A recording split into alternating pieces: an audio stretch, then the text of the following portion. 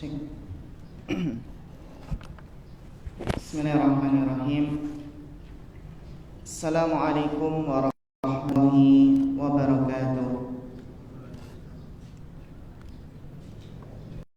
Alhamdulillah, nahmaduhu wa nasta'inuhu wa nastaghfiruh wa na'udzu billahi min syururi anfusina wa min sayyiati a'malina.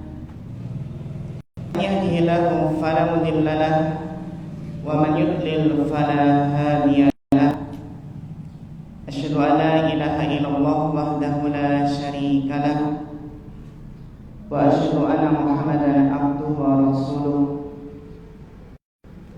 Allahumma shalli wa sallim wa barik wa an'im ala abdika wa rasulika Muhammad wa ala alihi wa sahbihi wa man tabi'ahum bi ihsanin ila yaumiddin, amma ba'd. Qala ta'ala fil Qur'anil Karim, ya ayyuhalladzina amanu taqullaha haqqa tuqatih wa la tamutunna illa wa antum muslimun. Wa qala aydan, ya ayyuhan nasu taqu rabbakum alladzi khalaqakum min nafsin wahidah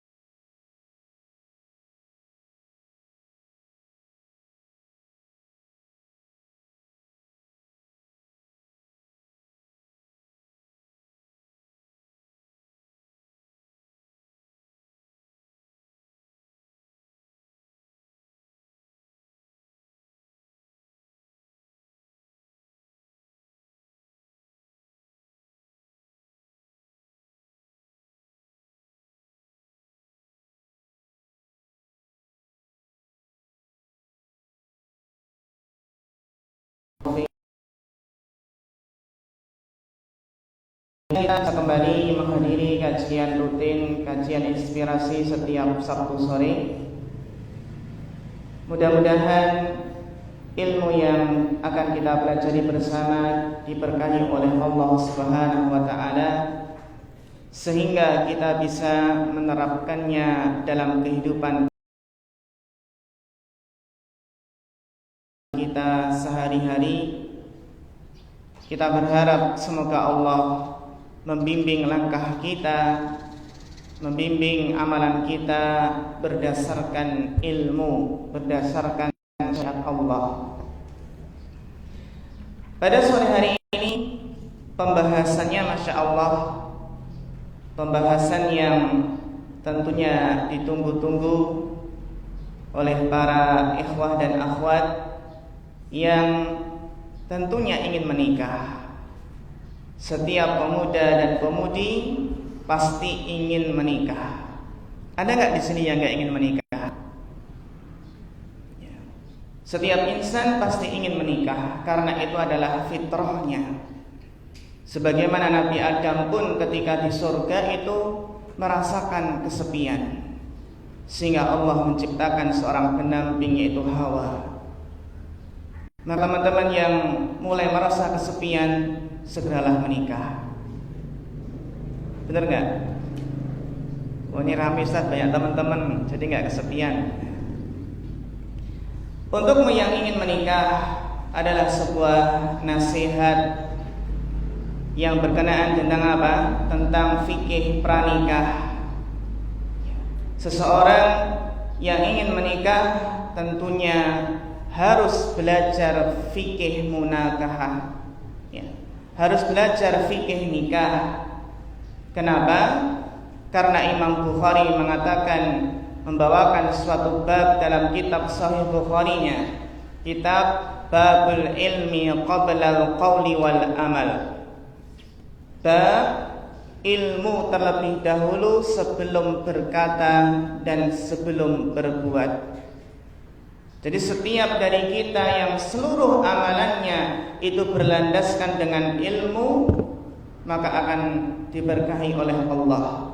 Demikian pula apabila perkataannya dilandaskan dengan ilmu, maka perkataan dan perbuatan inilah yang sesuai dengan syariat Allah. Sehingga jangan sampai kita ingin menikah, bahkan kita ingin menuju kepada pelaminan, namun tidak memiliki bekal ilmu. Dan tidak mengapa, mungkin kita menikahnya masih 1 tahun lagi, 2 tahun lagi, atau mungkin 4 tahun lagi ya Mbak ya. Tidak mengapa, ilmunya dari sekarang, ilmu jauh-jauh hari. Bahkan mbak-mbak tidak mengapa belajar parenting dari sekarang, belajar bagaimana ya mendidik anak sesuai dengan tarbiyah Islamiyah An-Nabawiyah. Sehingga harapannya apa? Semua yang kita lakukan itu berdasarkan ilmu. Jadi ini ya alasan kenapa kita belajar fikih nikah, karena ilmu sebelum berkata dan berbuat. Kemudian yang kedua adalah kenapa kita belajar fikih nikah. Harapannya adalah kita di dalam menempuh proses tahap demi tahap untuk menuju kepada pelaminan. Tentunya kita di dalam menikah itu apa? Harus melalui beberapa tahapan. Mulai dari memantaskan diri, mulai dari apa?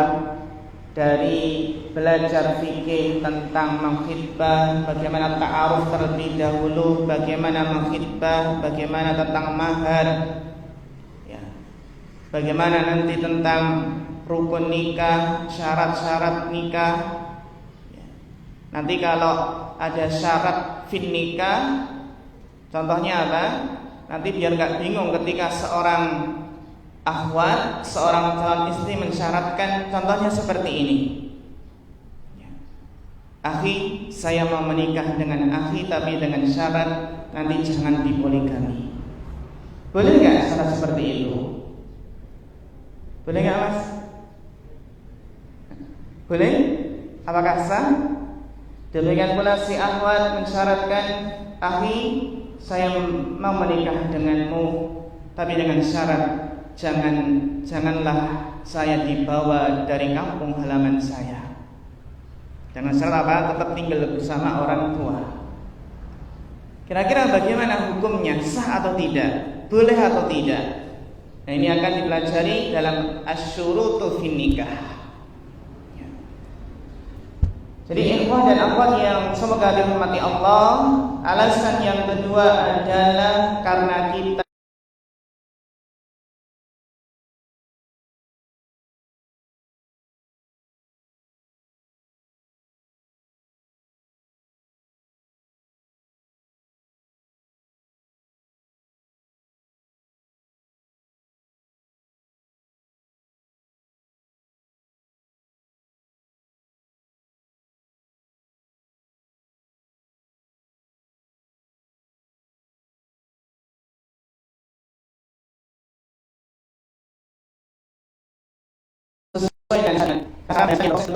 dengan cara yang tidak sesuai dengan syariat. Alasannya adalah ingin saling mengenal, tapi justru menjerumuskan seseorang ke dalam hal yang dilarang dalam syariat, yaitu berpacaran. Jadi apa? Alasan kedua, kita ingin bagaimana nanti menempuh proses yang kita lalui itu sesuai dengan syariat. Dan alasan yang ketiga, kenapa kita belajar fikih nikah? Karena kita ingin membangun sebuah rumah tangga yang sakinah, mawaddah, warahmah. Sakinah, mawaddah, warahmah. Gini Mbak, kalau kita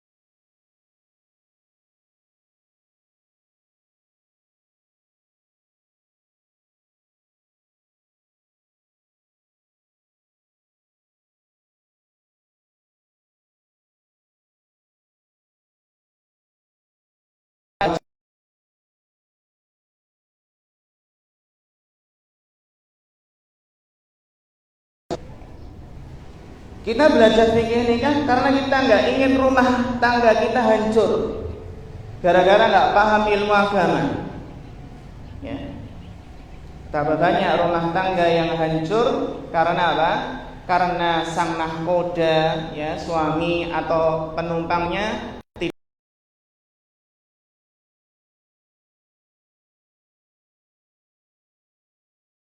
tidak paham bagaimana cara mengemudikan bahtera di mana di gelombang lautan samudra yang luas, yang terkadang ada badai, terkadang ada ombak.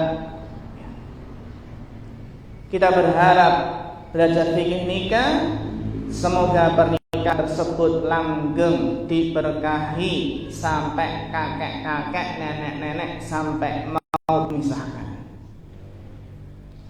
Jadi apa? Makanya kan kalau dalam kitab fikih itu biasanya ketika fikih ibadah selesai, terus apa? Fikih muamalah, biasanya setelah itu adalah fikih nikah. Bahkan sebagian susunan pembahasan dalam kitab fikih ada yang mendahulukan nikah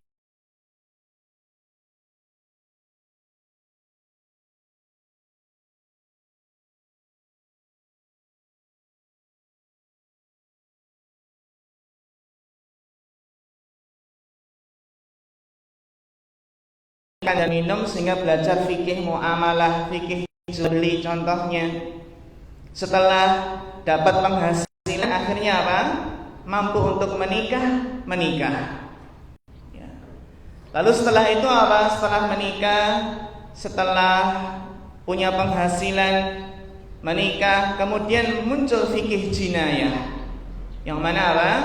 Keinginan manusia apabila tidak terkontrol terkadang melakukan tindak pidana jinayah. Jadi ada fikih hudud, ada ancamannya, ada fikih hudud tentang kisos, tentang potong tangan, dan seterusnya. Jadi inilah diantara mungkin beberapa alasan kenapa kita harus belajar fikih nikah. Jangan sampai yang penting kita sama-sama cocok, Ustaz, dah langsung nikahkan, enggak. Karena nikah tidak semudah yang kita bayangkan. Akhi ukhti rahimakallahu jami'an. Pembahasan yang akan kita bahas pertama adalah fadilatun nikah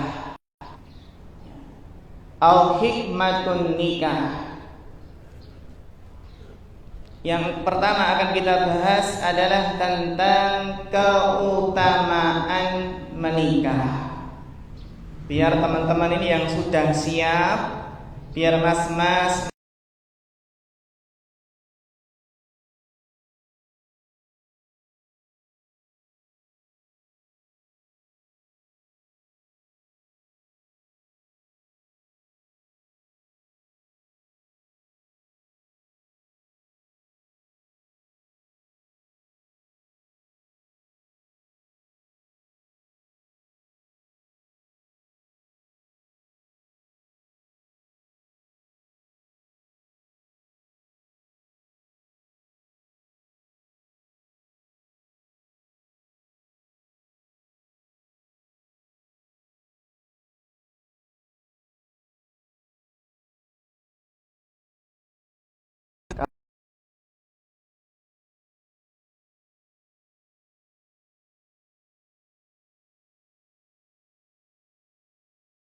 harus izin dulu ya. Mau nambah ya. Berat, poligami itu berat. Terkadang sebagian orang itu suka ngompor-ngompori gitu ya. Apalagi ngompor-ngompornya di depan istrinya. Wah ini ya, tentunya harus bijak. Sehingga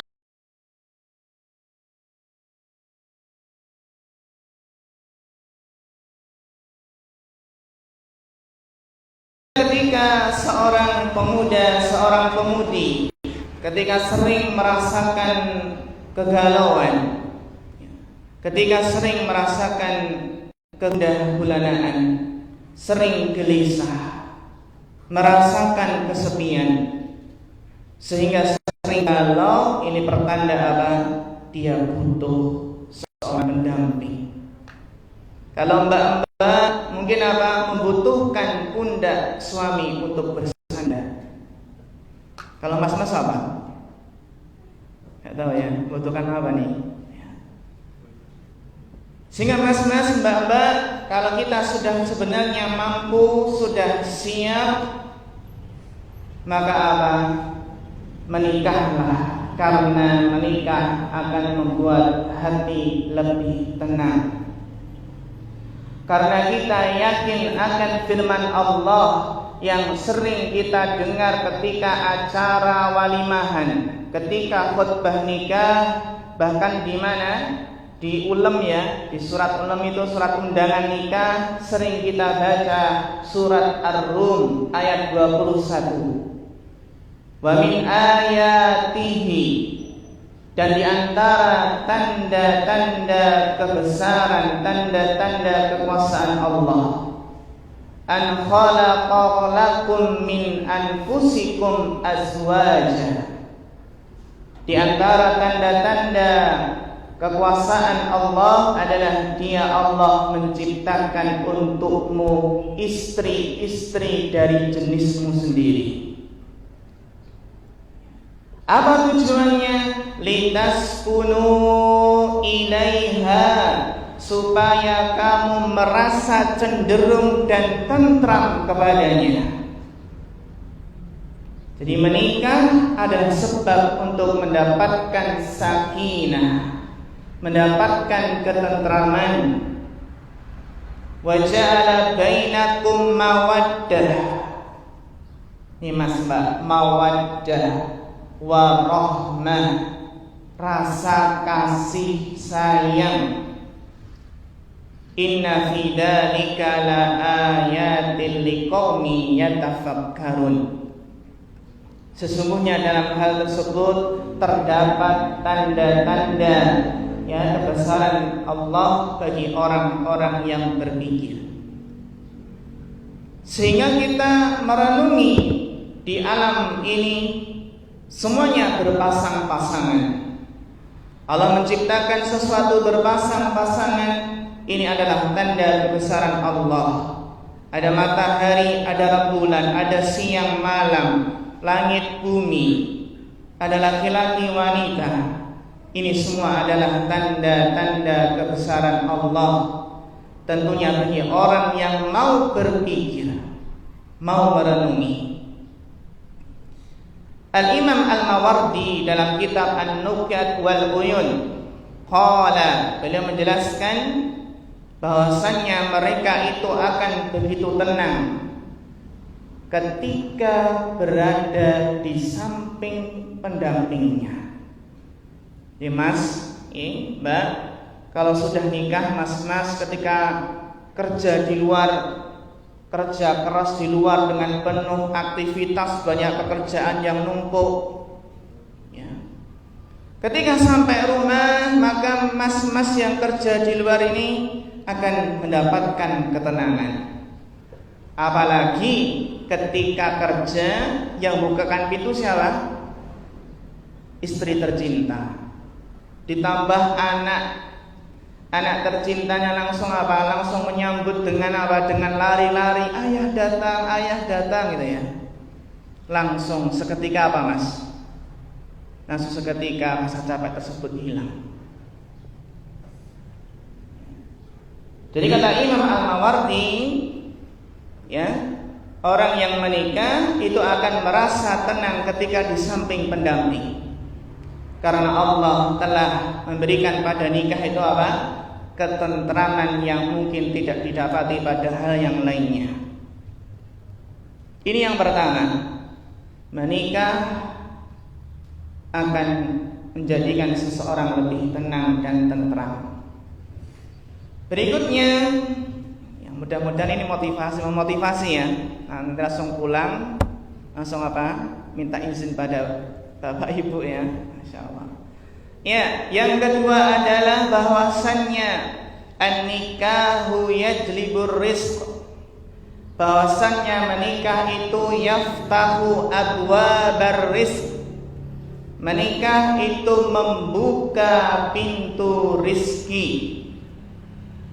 Ini yang harus diyakini setiap orang yang akan menikah.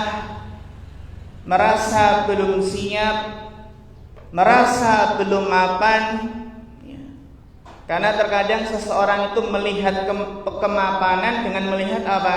Melihat dah punya kendaraan bagus, melihat dah punya rumah bagus, melihat gaji bulannya besar. Itu yang terkadang apa? Dinilai seseorang mapan kalau memiliki hal-hal itu semua. Padahal mapan itu adalah sebenarnya adalah al-ba'ah, memiliki sebuah apa? Kemampuan. Sehingga Mbak, apa yang perlu dikhawatirkan? Karena menikah akan membuka pintu rezeki. Jadi Mas, yang mungkin Mas gajinya dahulu hanya cukup untuk mencukupi seorang bujang, sekarang apa? Jika menikah maka gaji tersebut bisa mencukupi untuk 2 orang, 3 orang. Ini janji Allah. Janji Allah bagi orang yang menikah akan Allah beri kecukupan, Allah beri kekayaan. Sebagaimana firman Allah, ini yang harus kita ingat dalam surat An-Nur ayat 32, yang mana Allah Ta'ala berfirman, wa ankihul ayama minkum wassalihina min ibadikum wa imaikum, dan nikahkanlah orang-orang yang sendirian di antara kalian. Ini mas-mas, mbak-mbak masih sendirian ya, masih single. Wassalihina min ibadikum wa imaikum, hamba-hamba sahayamu laki-laki dan hamba-hamba sahayamu yang perempuan yang layak menikah. Kemudian kelanjutan ayat tersebut, iyakunu fuqara'a yughnihumullahu min fadli.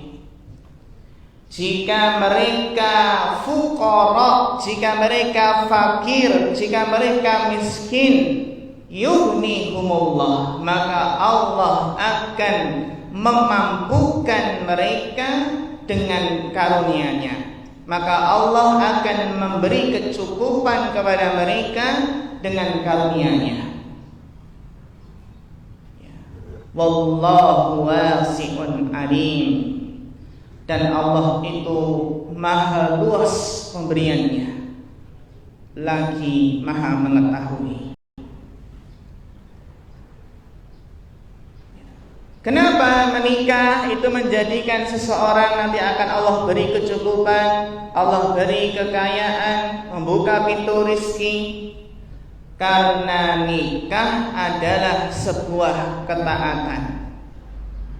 Dan tidak mungkin Allah membiarkan hambanya sengsara ketika mereka ingin apa? Ingin berbuat kebaikan seperti menikah. Mungkin gak apa-apa kita sharing dengan teman yang sudah menikah, ya Mas ya Mbak ya. Sharing bagaimana pengalamannya. Yang awal gajinya itu sedikit. Saya pun juga pernah mengalami ketika awal menikah bagaimana. Jadi mungkin ketika Mas ditanya, Mas berapa gajinya sebulan? Mas kalau boleh tahu berapa penghasilan Mas tiap bulan? Kira-kira boleh nggak Mbak nanti ayahnya Mbak bertanya demikian? Boleh nggak? Boleh nggak? Boleh ya? Boleh, tapi dengan cara mungkin tidak on the point gitu ya. Tapi dengan cara mungkin bagaimana nanti rencana ke depan pernikahan. Dan mungkin mas-mas akan menjawab seperti ini.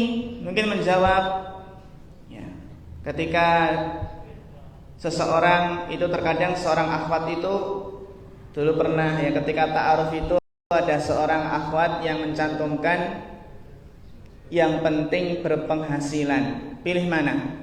Pilih penghasilan tetap atau tetap berpenghasilan? Pilih mana Mbak? Penghasilan tetap atau tetap berpenghasilan? Bedanya apa? Kalau penghasilan tetap itu apa? Gajinya rutin tuh ya, nominalnya terus. Kalau tetap penghasilan adalah yang penting bekerja, yang penting berusaha, yang penting mencari nafkah.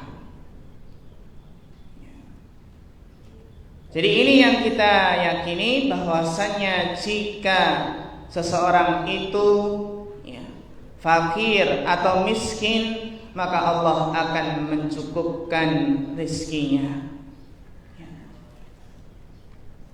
Dan boleh jadi ya, di antara maknanya adalah yughnihumullah, Allah akan mengkayakan dia, yaitu mengkayakan hatinya, akan menjadikannya qanaah, selalu merasa cukup. Dan juga bisa bermakna apa? Boleh jadi Allah mengumpulkan dua rizki sekaligus. Sehingga coba Mas, Mbak, renungkan ucapan Abdullah bin Mas'ud berikut ini. Beliau pernah mengatakan, iltamisul ghina fin nikah. Iltamisul ghina fin nikah. Carilah kekayaan, carilah kecukupan dengan menikah. Ini disebutkan dalam tafsir Al-Quran Al-Azim ya, yang dikarang oleh Al-Imam Ibnu Katsir rahimahullahu ta'ala. Iltamisul ghina fin nikah. Carilah kekayaan, kecukupan dengan menikah. Jadi ketika menikah nanti itu apa? Pintu-pintu rezeki akan terbuka. Ya. Yang penting adalah kita menjaga ketakwaan kita. Wa may yattaqillaha yaj'al lahu makhraja. Barang siapa yang bertakwa, maka Allah akan memberikan jalan keluar. Setiap ada kesempitan, ada masalah, Allah berikan jalan keluar. Wa yarzuqhu min haitsu la yahtasib, dan Allah akan memberikan kepada orang yang bertakwa rizki dari arah yang tidak disangka-sangka.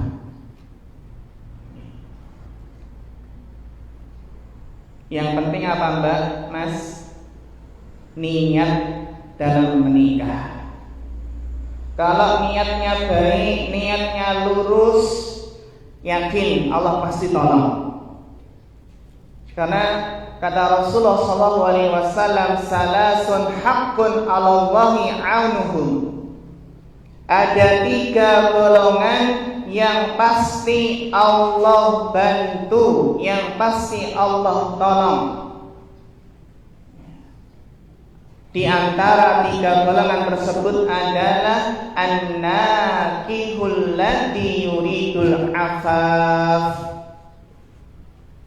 Di antara 3 golongan yang pasti Allah tolong adalah seseorang yang menikah karena ingin menjaga kesuciannya. Orang yang menikah dengan niat untuk menjaga kesucian, dengan niat supaya tidak terjerumus ke dalam hal yang diharamkan, tidak terjerumus ke dalam pacaran, ke dalam zina, maka pasti Allah tolong. Hadis riwayat An-Nasa'i dan At-Tirmidzi. Dan sehingga Imam Nasa'i dalam kitab beliau Sunan An-Nasa'i membawakan bab pertolongan Allah bagi orang yang menikah karena ingin menjaga kesuciannya.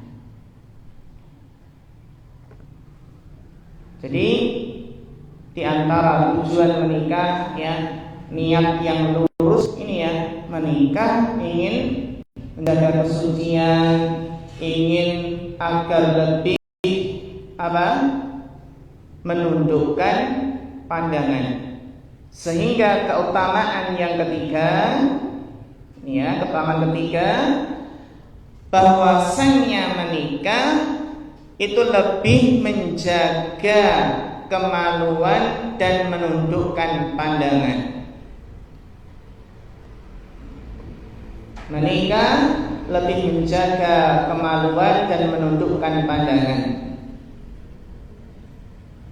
Sebagaimana hadis yang sering didengar oleh para pemuda, yang mana Rasulullah SAW bersabda, "Ya ma'syaras syabab."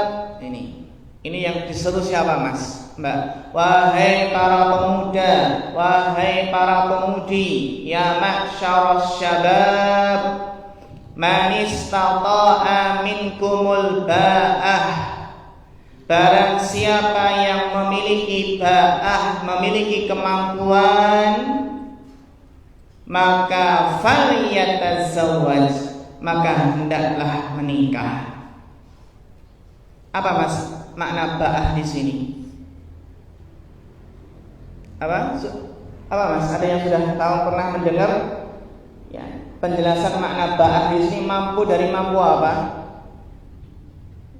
Para ulama menjelaskan makna ba'ah di sini adalah an-nafaqah wal jima'.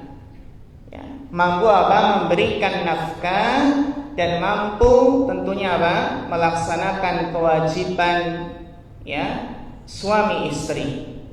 Itu apa? Mampu untuk melakukan hubungan suami istri. Itu artinya al-ba'ah.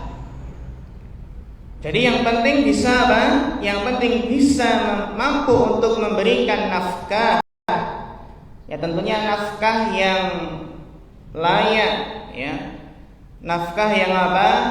Yang tentunya kalau di daerahnya nafkah yang apa? Yang di situ cukup, tidak kelaparan. Demikian pula pakaian juga enggak kekurangan. Intinya nafkah yang cukup. Maka apa? Falyatazawwaj, maka menikahlah, kata Nabi. Kenapa? Fa innahu aghaddu lil basar. Karena menikah itu lebih menundukkan pandangan. Jadi kalau sudah menikah itu biasanya lebih membantu kita dalam menundukkan pandangan. Karena sudah ada yang dipandang ya Mas ya. Daripada memandang wanita-wanita yang bukan mahram, lebih baik memandang apa? Istri sendiri. Ya kan? Karena kullil mu'minina yaghuddu min absarihim. Katakanlah kepada orang-orang beriman, hendaklah mereka menundukkan pandangannya. Wa ahsanu lil farji, dan lebih menjaga kemaluan. Ini insya Allah yang mas-mas di sini sudah mampu semua ya. Sudah mampu? Falyatazawwaj. Wa man lam yastati, yang barang siapa yang belum mampu. Yang belum mampu sebenarnya itu sudah pengen nikah tapi belum mampu, belum punya ba'ah untuk ngasih nafkah anak istri, belum mampu. Maka Nabi memberikan petunjuk, fa'alaihi bisaum, maka berpuasalah. Jadi ketika dorongan menikah sudah kuat Mas, terus belum mampu, maka puasalah. Puasa apa Mas? Senin Kamis apa? Daud ini, Insya Allah. Daud ya, Daud, Masya Allah, sehari puasa sehari tidak ya. Atau Senin Kamis. Ada sebagian teman itu baru semangatnya puasa, itu puasa Daud. Ketika puasa Daud ternyata cuma bertahan 1 bulan atau beberapa bulan saja ya. Habis itu nggak puasa lagi. Tentunya lebih utama apa? Yang Senin Kamis tapi istiqomah, daripada Daud tapi cuma bertahan 1 bulan 2 bulan terus gak puasa lagi. Ahabbul a'mali ilallah amalan yang paling Allah cintai adalah adwamuha, yang paling kontinu, yang paling ajab terus menerus, wa in qalla, meskipun sedikit. Jadi mas-mas, mbak-mbak, kita punya amalan sedikit tapi kontinu, itu lebih baik daripada banyak tapi tidak istiqomah. Contohnya mas-mas, mbak-mbak punya amalan kontinu puasa Senin Kemis, atau setiap maghrib baca Al-Quran, ya raketan berapa lembar? 2 lembar. Setiap subuh baca Al-Quran. Karena apa? Karena amalan yang kontinu ini jika terus menerus kita lakukan, nanti kalau ada udzur, sakit atau safar, kita tetap dapat pahalanya. Jadi idza maridal abdu aw safara kutiba lahu ma kana ya'malu sahihan muqiman. Apabila seseorang itu sakit atau safar perjalanannya, maka akan ditulis pahala baginya, pahala amalan yang biasa ia kerjakan ketika sehat dan mukim, ketika sehat dan tidak safar. Sehingga contohnya biasanya Senin Kemis, ternyata hari ini qadarullah sakit, dapat pahala kan?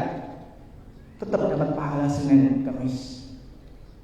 Biasanya sholat malam tapi dia safar atau sakit sehingga nggak bisa sholat malam, dia tetap dapat pahala sholat malam tersebut. Karena Allah Maha mengetahui seandainya orang tersebut sehat, nggak sakit, seandainya orang tersebut tidak safar, pasti orang tersebut akan tetap melakukan amalan yang biasa ia lakukan. Fa'alaihi bis-shaum fa inna lahu wijah. Karena apa? Puasa itu adalah yang akan menjadi apa? Tameng, menjadi perisai yang menghalangi seseorang dari kemaksiatan. Itu yang ketiga ya mas ya mbak.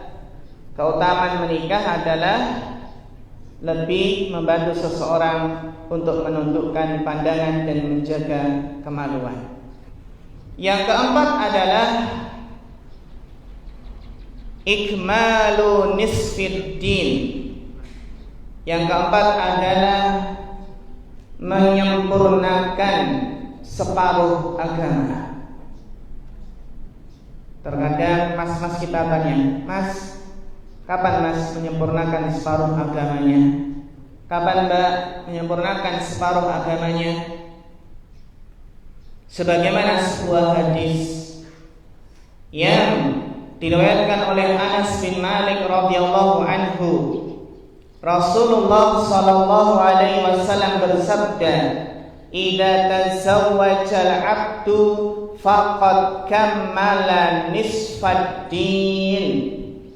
Apabila seorang hamba itu menikah, maka sungguh ia telah menyempurnakan separuh agamanya.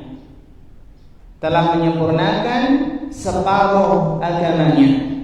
Falyattaqillaha fin nisfil baqi. Maka bertakwalah kepada Allah pada separuh yang lainnya. Jika seseorang menikah, maka ia telah menyempurnakan separuh agamanya. Maka bertakwalah kepada Allah pada separuh yang lainnya. Hadis riwayat Al-Baihaqi dalam kitab Syu'abul Iman, dan hadis ini derajatnya sahih, disahihkan oleh Syekh Al-Albani dalam kitab Silsilah Al-Ahadits As-Shahihah. Jadi teman-teman, kita lihat ternyata menikah itu menyempurnakan separuh agama. Jadi kita tinggal menjaga diri dari separuhnya yang lain. Ya. Kok bisa mas dikatakan menyempurnakan separuh agama? Apa rahasianya mbak? rahasianya para ulama menjelaskan bahwasannya umumnya yang merusak agama seseorang itu adalah kemaluan dan perut. Berarti kemaluan itu kalau rusak menghantarkan kepada zina, sedangkan perut itu menjadikan seseorang bersifat serakah. Sebagaimana perkataan Al-Imam Al-Ghazali rahimahullah dalam kitab Mirqatul Mafatih, dinukil dalam kitab Mirqatul Mafatih. Beliau berkata bahwasanya umumnya yang merusak agama seseorang adalah kemaluan dan perutnya. Menikah berarti telah menjaga diri dari salah satu keduanya tadi. Dengan menikah seseorang membentengi diri dari godaan syaitan, dari syahwat yang bergejolak dan lebih menundukkan pandangan. Ternyata umumnya yang merusak agama seseorang itu adalah kemaluan dan perut. Kalau sudah menikah, insya Allah lebih bisa menjaga kemaluan. Berarti tinggal apa, Mas? Urusan perut ya. Nanti terkadang kalau belum menikah, biasanya setan itu ya menggoda kalau orang yang belum menikah dari sini, dari pintu apa? Pintu lawan jenis. Ketika belum menikah, setan menggoda dari pintu lawan jenis. Namun ketika sudah menikah, setan terkadang apa? Menggoda dari pintu harta. Karena ketika sudah menikah, seorang suami dituntut untuk menafkahi anak istri. Dan godaannya besar. Bagaimana seorang suami itu memberikan nafkah, menyuapi anak istrinya dengan yang halal. Godaan harta setelah menikah. Bagaimana apa? Seseorang itu bisa selamat dari godaan harta tersebut. Ini yang keberapa? Yang keempat, bahwasannya menikah itu menyempurnakan separuh agama. Apa? Menyempurnakan separuh agama. Ini jadi termotivasi nggak ini, Mas? Insya Allah ya. Jadi kalau mungkin teman-teman ini mungkin juga kendalanya mungkin apa? Belum ketemu jodohnya, Ustadz. Ya. Kalau belum ketemu jodohnya bagaimana? Ikhtiar, usaha. Di antara ikhtiarnya adalah mungkin apa? Kita minta teman untuk mencarikan. Oh, temannya aja belum dapat ya, malah suruh mencarikan. Ya mungkin kalau di pondok pesantren biasanya apa? Terkadang ustadznya yang mencarikan atau ustadzahnya. Ya. Dan itu nggak masalah, nggak apa-apa. Yang itu ketika yang penting apa? Orang yang kita minta untuk dicarikan pendamping hidup itu yang penting orangnya siqoh, orangnya terpercaya. Ya. Setelah kita berbicara tentang keutamaan nikah, lalu yang menjadi pertanyaan berikutnya adalah sebenarnya hukum nikah itu apa sih? Ya. Apa sebenarnya hukum nikah? Yang diantara teman-teman ini mungkin hukumnya antara satu yang lain berbeda. Dan ternyata inilah pendapat yang rajih, pendapat yang kuat berkenaan dengan hukum nikah. Itu enggak mutlak sunnah, enggak mutlak wajib, bahkan terkadang ada yang makruh, ada yang haram. Coba kita lihat penjelasan dari para ulama tentang hukum nikah bagi kita. Apakah kita sudah sampai taraf wajib atau sunnah atau makruh? Barangkali mas-mas ini ada yang apa? Mas, jenengan makruh nikah atau mungkin haram. Kita lihat ya Mas ya, Mbak. bahwasanya para ulama menjelaskan yakhtalifu hukmun nikah min syakhsin li akhar, bahwasanya hukum nikah itu berbeda antar satu orang dengan yang lainnya. Yang pertama, nikah itu hukumnya wajib. Kapan nikah hukumnya wajib? Idza kana syakhsu yakhafu ala nafsihi min al-wuqu'i fi zina. Nikah itu hukumnya wajib apabila seseorang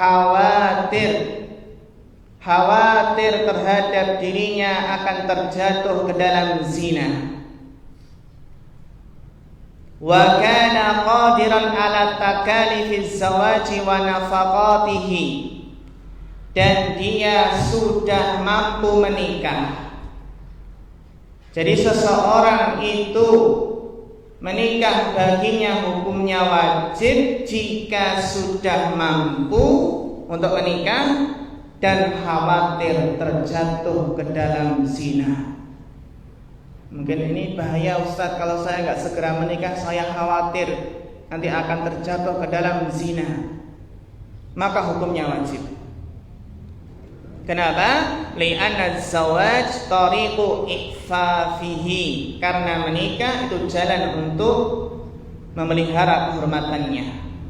Wa saunuhu 'anil wuqu'i fil haram, menjaganya agar tidak terjatuh ke dalam hal yang haram. Fa in lam yastati fa 'alaihi bisawm, namun jika belum mampu maka apa? Maka hendaknya puasa. Wal yasta'fifil ladina la yajiduna nikahan, dan apa? Hendaklah seseorang itu menjaga kehormatannya sampai Allah memberikan kemampuan. Ini yang pertama ya Mbak, Mas. Kapan nikah wajib? Jika sudah mampu dan ia khawatir terjatuh ke dalam zina. Yang kedua, yakunu manduban masnunan idza kana syakhsu dha syahwatin wa yamliku mu'natan nikah wa la yakhafu ala nafsihi zina. Hukumnya sunnah jika seseorang itu sudah mampu menikah. Sudah apa? Mampu menikah, tapi dia tidak khawatir terjatuh ke dalam zina. Jadi masih bisa menjaga diri ya. Maka nikah baginya hukumnya sunnah karena keumuman ayat dan keumuman hadis yang apa? Yang memotivasi seseorang untuk menikah. Jadi mas-mas, mbak-mbak, kalau kita sebenarnya sudah mampu ya, dan kita juga nggak khawatir terjatuh ke dalam zina, maka nikah bagi kita hukumnya apa? Sunnah. Karena akan apa? Didapatkan berbagai keutamaan ya ketika menikah. Yang ketiga, nikah hukumnya makruh. Kapan? Idza kana syakhsu ghayra muhtajin ilaihi bi an kana inninan aw kabiran aw maridan la syahwata lahuma. Makruh apabila seseorang itu tidak butuh untuk menikah, sebagaimana orang innina, sebagaimana orang yang apa ini impoten ya, au maridan la syahwata lahum, atau sakit sehingga dia enggak memiliki syahwat ya. Sehingga di sini apa? Terkadang ya hukumnya bisa makruh namun tidak sampai ke dalam derajat haram, taraf haram. Beda kalau haram itu menikah tapi tujuannya untuk apa? Memadharati sang calon, memadharati apa? Pasangan, maka nikah baginya apa? Haram. Ketika ada niat yang buruk dalam menikah. Kalau kita berarti insya Allah mas-mas mbak-mbak kita lihat ya kalau kita ya sudah mampu atau belum dan khawatir terjatuh ke dalam zina atau tidak.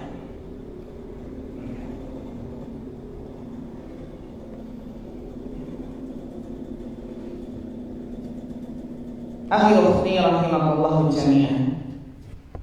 Maka di sini setelah kita melihat tentang keutamaan menikah dan juga hukum-hukumnya, sebenarnya Mbak, Mas, nikah muda itu enak gak sih? Enak gak Mas? Gak tahu Ustaz, saya belum menikah ya. Gimana Mbak, nikah muda itu kira-kira lebih asyik gak? Apa sih keutamaan nikah muda? Dan apa keutamaan nikah tua? Ada gak keutamaan nikah tua? Yang penting jangan terlambat ya Mas, ya Mbak ya.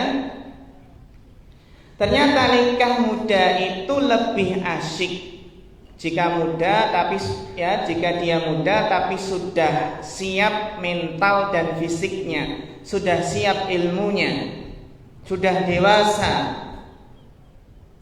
Maka nikah muda baginya lebih asyik. Beda kalau nikah muda tapi mentalnya belum siap, ilmunya belum siap. Kenapa lebih asyik? Karena hati akan lebih sejuk dengan adanya istri dan anak. Hati akan lebih tentram dan sejuk dengan kehadiran anak dan istri. Kita saja kan sering berdoa sebagaimana yang Allah firmankan, walladzina yaquluna rabbana hab lana min azwajina wa dzurriyyatina qurrata a'yun waj'alna lil muttaqina imama. Rabbana hab lana, wahai Rabb kami, anugerahkan min azwajina, dari istri-istri kami, wa dzurriyyatina, dan keturunan kami, qurrata a'yun, jadikanlah penyejuk pandangan, penyenang hati kami, dan jadikanlah kami pemimpin bagi orang-orang yang bertakwa. Ketika seseorang menikah akan mendapatkan qurrata a'yun. Istri dan anak itu adalah penyejuk hati. Karena Allah menjanjikan dan mengabarkan bahwasannya dengan menikah dapat membuat jiwa semakin tentram. Sebagaimana dalam surat Al-Kahfi Allah berfirman, al-malu wal banuna zinatul hayatid dunya. Harta dan anak-anak itu adalah perhiasan kehidupan dunia. Tapi apa? Wal baqiyatus shalihatu khairun inda rabbika sawaban wa khairun amala. Memang harta dan anak-anak itu perhiasan kehidupan dunia. Tapi apa? Amalan-amalan yang kekal lagi saleh itu lebih apa? Lebih baik pahalanya di sisi Rabbmu, serta lebih baik apa? Harapannya. Namun mas-mas, mbak-mbak, ternyata nikah muda itu tidaklah mudah. Ada beberapa rintangannya. Apa kira-kira rintangan nikah muda? Sebagian mengatakan nikah muda itu membuat lalai dari mendapatkan ilmu, mungkin akan mengganggu belajar. Tapi ternyata sebenarnya kenyataannya tidak. Ada enggak mas-mas, mbak-mbak yang teman kuliahnya itu menikah? Kira-kira kuliahnya selesai enggak? Selesai ya? Selesai. Ya. Jadi terkadang malah sebaliknya. Karena bersegera menikah itu memiliki keistimewaan ya, merasakan ketenangan jiwa. Yang mana Mas, Mbak? Jadi godaannya orang yang karena kepikiran pengen nikah. Dan ini yang dialami sebagian teman-teman ketika belajar itu malah kepingin nikah. Terbayang-bayang wajahnya ketika baca Al-Quran. Bisa gak terbayang-bayang wajahnya? Bisa. Jadi terkadang kalau ditunda malah menjadikan dia gak fokus belajar. Sehingga terkadang menikah muda ini justru menjadikan seseorang bisa lebih fokus karena nggak ada pikiran yang mengganggunya, sehingga bisa belajar dengan baik, semangat. Apalagi kalau istri memotivasi. Karena apa? Karena ketika belum menikah terkadang terus merasakan was-was, sehingga sulit mendapatkan ilmu. Namun ketika sudah menikah, jiwa tenang, akhirnya apa? Lebih memudahkan seseorang untuk belajar. Namun apa? Keadaan seseorang berbeda ya antara satu dengan yang lainnya. Ada yang menikah malah nggak lanjut apa? Nggak lanjut kuliah.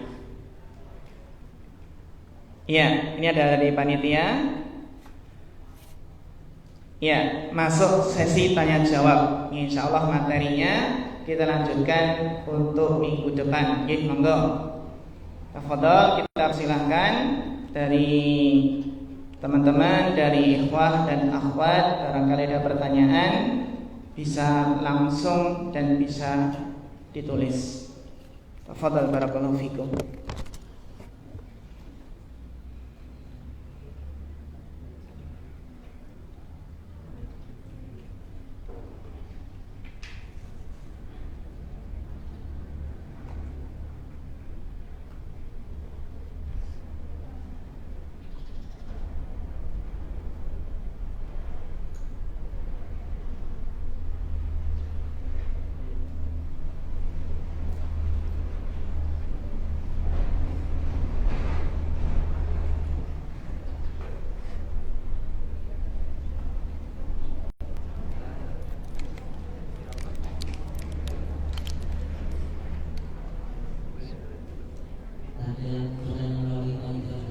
Ya. Assalamualaikum warahmatullahi wabarakatuh, Ustaz. Salam. Bagaimana tanggapan Ustaz tentang seseorang yang rajin beribadah kepada Allah tetapi untuk masalah menikah orang tersebut menolak dan berpikiran jika menikah itu tidak penting dan berpikiran jika beribadah kepada Allah itu banyak jalan bukan hanya melalui jalan menikah saja. Jika memang itu pilihan orang tersebut, maka bagaimana dengan perintah Allah untuk menikah? Apakah itu bisa menimbulkan perbuatan dosa, Ustaz? Ya. Pertanyaan yang bagus sekali. Terkadang seseorang menunda menikah dengan beralasan ingin fokus menuntut ilmu dan ingin fokus beribadah. Beralasan bahwa beribadah itu enggak hanya menikah, masih ada jalan-jalan lain, pintu-pintu lain untuk beribadah. Ya. Jawabannya adalah sebagaimana sebuah hadis, yang hadis ini terdapat dalam kitab Riyadhus Shalihin. Itu seseorang yang berlebih-lebihan dalam beribadah. Kata Nabi sallallahu alaihi wasallam, "Walan yushadad dina ahadun illa ghalabahu." Tidaklah seseorang itu berlebih-lebihan dalam beragama melainkan dia akan terkalahkan. Juga jawabannya adalah ketika ada seseorang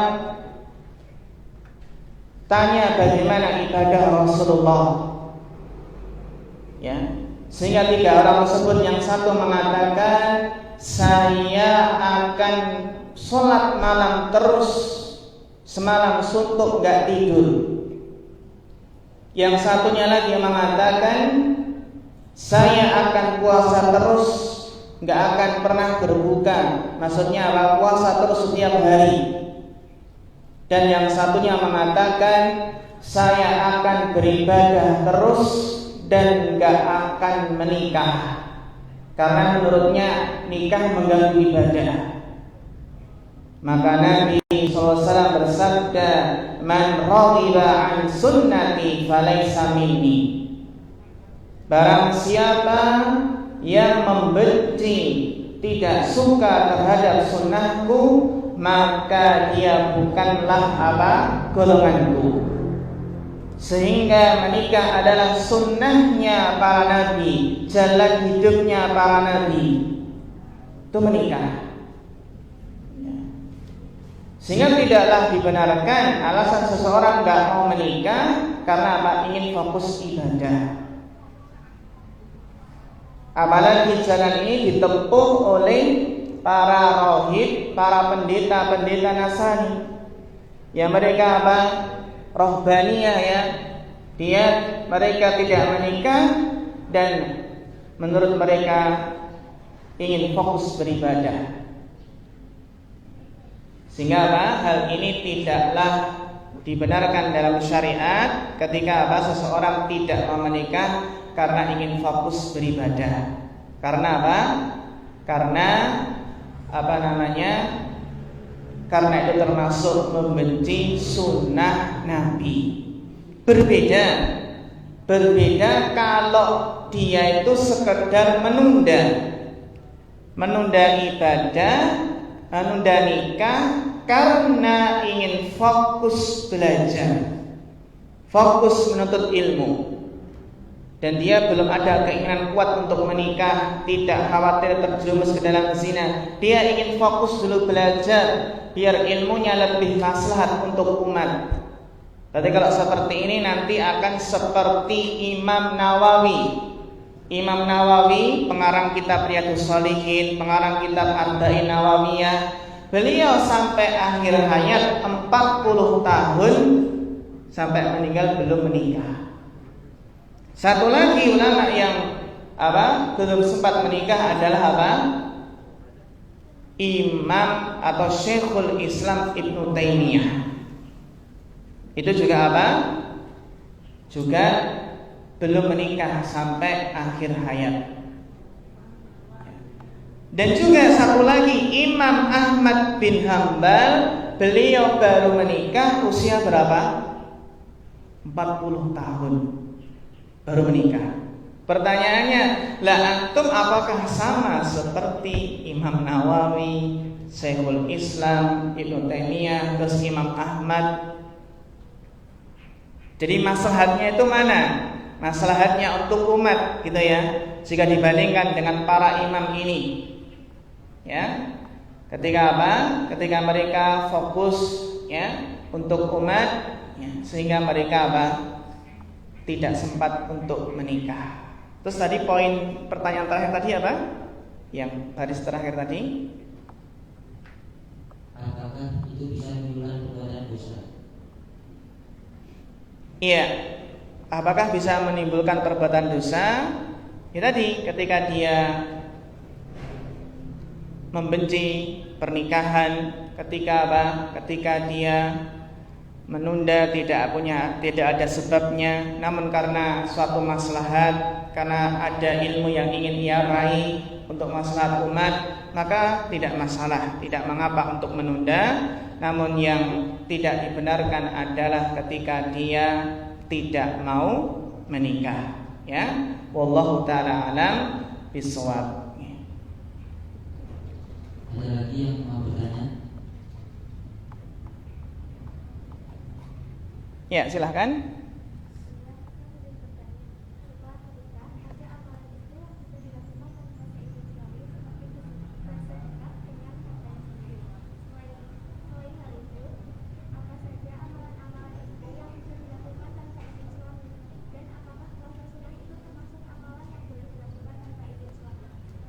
Iya, pertanyaan yang bagus sekali. Ketika sudah menikah, ya, memang benar ketika seseorang menikah, seorang akhwat menikah, mungkin aktivitasnya atau amalannya itu mungkin tidak sebebas ketika belum menikah. Seperti ketika keluar rumah saja, ya seorang istri ya ketika keluar rumah itu harus izin suami. Ya ketika keluar rumah, terutama keluar rumah ini dalam hal apa? Keluar rumah ke tempat yang mungkin agak jauh gitu ya. Berbeda kalau keluar rumah yang sifatnya apa? Keluar rumah untuk beli sayuran di depan itu enggak ya. Yang di situ tentunya kita apa? Tahu mana keluar yang butuh izin atau tidak. Ya. Memang ada beberapa amalan yang harus izin suami, yang benar salah satunya adalah puasa sunnah. Puasa sunnah itu juga apa? Dia seizin suami, ya. Ketika dia ingin apa? Puasa hari Senin, maka dia harus izin suami. Karena bisa jadi suami apa? Bisa jadi suami menginginkan sesuatu ya ketika pada hari Senin tersebut, ya. Sehingga apa? Izin suami terlebih dahulu. Bahkan di antara amalannya apa? Thalabul ilmi, Mbak. Ya, ketika kita pengen menghadiri majelis taklim itu pun harus seizin suami. Ya, karena itu keluar rumah harus seizin suami. Ya. Demikian pula ketika istri ingin haji atau umroh itu bahkan apa? Harus seizin suami, bahkan harus disertai apa? Mahramnya, entah suami entah keluarga istri. Adapun ketika bersedekah, ya bersedekah kalau memang itu harta suami, harta istri, maka ya benar tadi tidak perlu apa? Tidak perlu izin suami. Namun kalau itu harta suami, ya harta suami yang mungkin disimpan, terus istri mengambil untuk sedekahkan, maka itu harus seizin suami. Berbeda ketika suami seorang istri tidak diberi nafkah, ya, tidak diberi nafkah, atau mungkin suaminya itu terlalu pelit sekali, maka boleh bagi istri untuk mengambil harta suami sesuai dengan kadarnya. Ini ketika apa? Seorang suami pelit sekali ya Mas ya. Ketika itu maka boleh mengambil sesuai dengan kadar kebutuhan. Wallahu ta'ala alam bisawab. Ini pertanyaan bagus sekali. Monggo, ada lagi?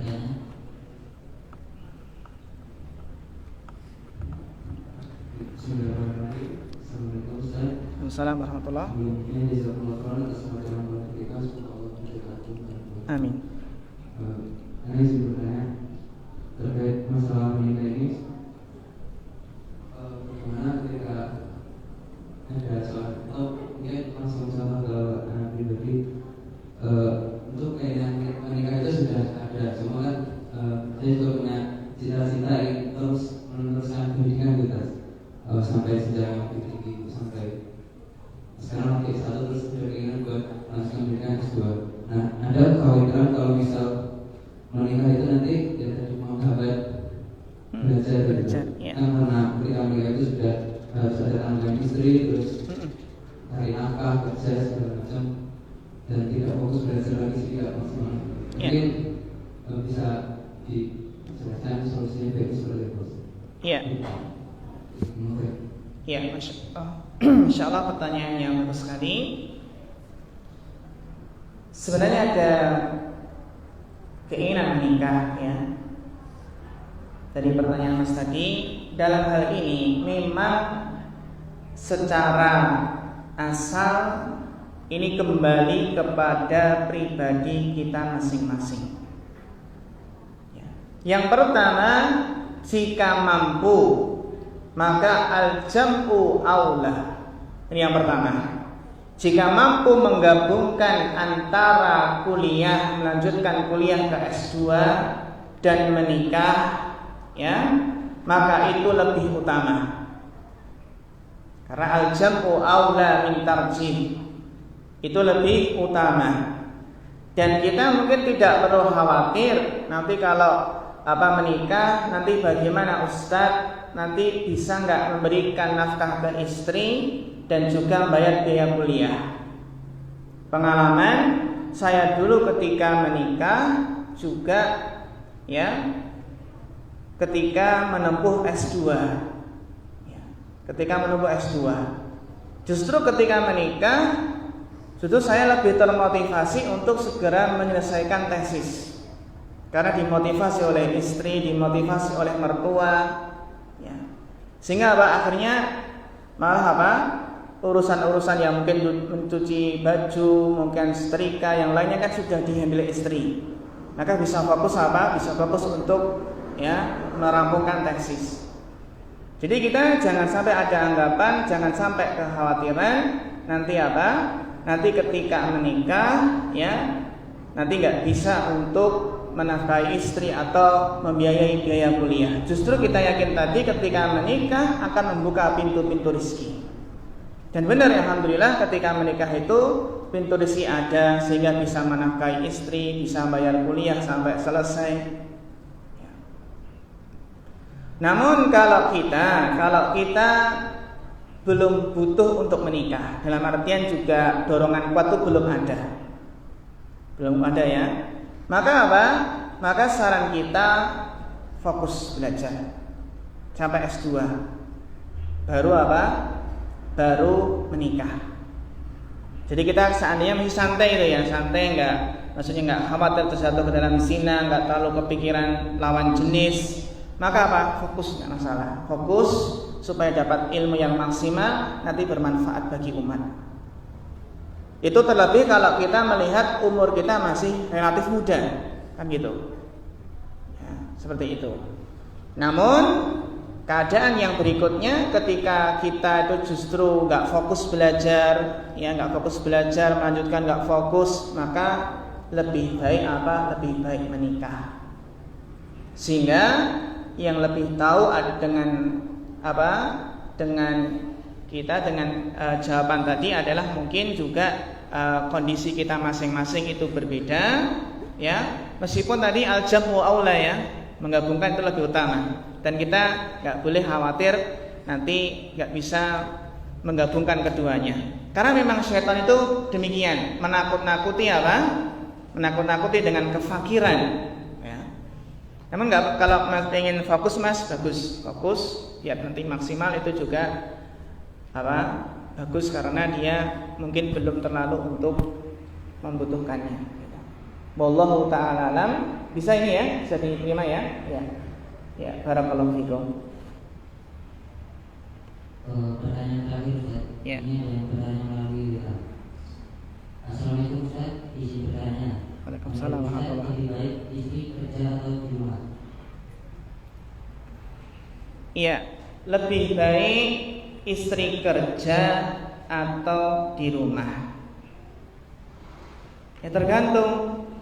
Silahkan dimusyawarahkan, silahkan sesuai dengan kesepakatan. Mungkin sebagian mbak-mbak, sebagian akhwat ya, ketika akan menikah mungkin mensyaratkan mau menikah dengan akhi, tapi saya jangan dilarang kerja karena saya ingin membantu adik-adik saya kan gitu. Jadi jawabannya tidak mutlak, tergantung kondisi masing-masing. Ya, kondisi masing-masing. Yang penting kalau wanita istri itu kerja, yang penting tetap dalam batasan-batasan syariat. Yang penting ketika kerja tidak menyelisih syariat. Ya, semuanya itu baik, ya entah itu kerja atau tidak, yang penting tetap dalam koridor syariat.